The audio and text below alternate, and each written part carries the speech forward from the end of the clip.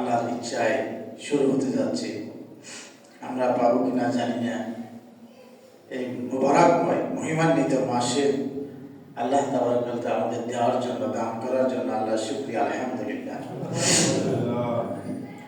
আমি আপনাদের সামনে গত শুক্রবারে বলেছিলাম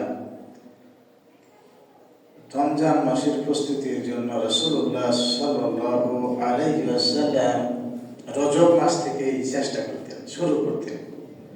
এজন্য তিনি বলতেন, আল্লাহুম্মা বারিক লানা ফি রজব ওয়া শাবান ওয়া বাল্লিগনা ইলা রমাদান। সবসময় দোয়া করতেন। আমি জানি না আমরা করি কিনা। সে যাই হোক, আমরা আল্লাহর কাছে প্রার্থনা করি এই মসজিদের মিম্বার হতে আল্লাহ তাবারক ওয়া তাআলা আযজা ওয়া জাল্লা ইসমু মেহেরবানি করে যেন আমাদেরকে রমজান মাসটা পর্যন্ত হায়াত দান করেন। গত শুক্রবারে আমি রমজান মাস পাওয়ার পরেও যদি জান্নাতে যেতে না পারি তাহলে রাসূলুল্লাহ সাল্লাল্লাহু আলাইহি ওয়াসাল্লামের ভাষায় আমরা ধ্বংসপ্রাপ্ত বলেছিলাম। আমার কাছে একটি জিনিস সবসময় কষ্টের মনে হয়, দুঃখের মনে হয়, বেদনার মনে হয়। আমাদের এই মসজিদে 12:30টায় খুতবা শুরু হয়, 1:10-15 শেষ হয়ে যায় সাধারণত। আপনারা যারা আসছেন দেখেন তো মসজিদের অবস্থা। তাকে আমরা কথা বলবো, কার জন্য বলবো আর শুনবেই বা।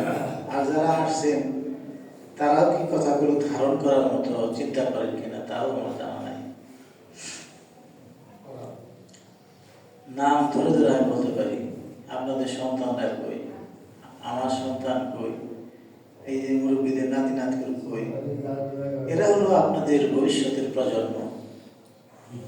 আপনি মৃত্যুর পর আপনার জায়গা জমিন ঘর বাড়ি এরা ভোগ করবে। আপনি যদি ওয়ালাদে সালেহ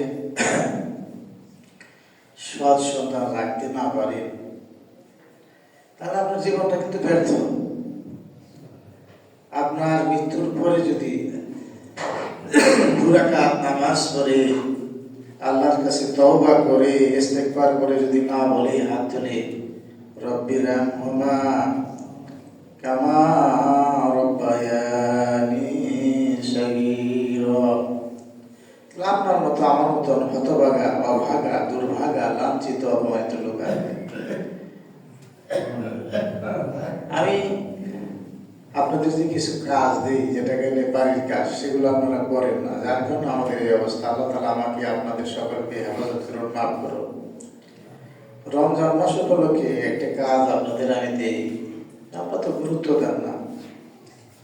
প্রত্যেকেই 10 জন মানুষকে দিয়ে দাওয়াত দিবেন রমজানের, পারবেন? প্রত্যেকেই রমজানের দাওয়াত দিবেন যে ভাই সামনে রমজান মাস, অন্য বছর যাই হয়েছে এবার আমরা রোজা রাখবো, তারাবি করবো ঠিক মতো। পারবেন দাওয়াত দিতে?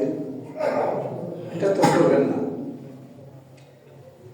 দরুদ ও সালাম বর্ষিত হোক খাতামুন নবীন,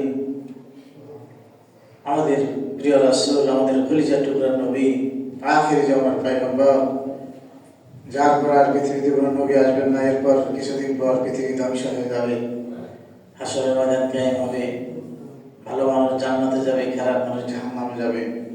সেইখানে আমরা চিরদিন অবস্থান করব।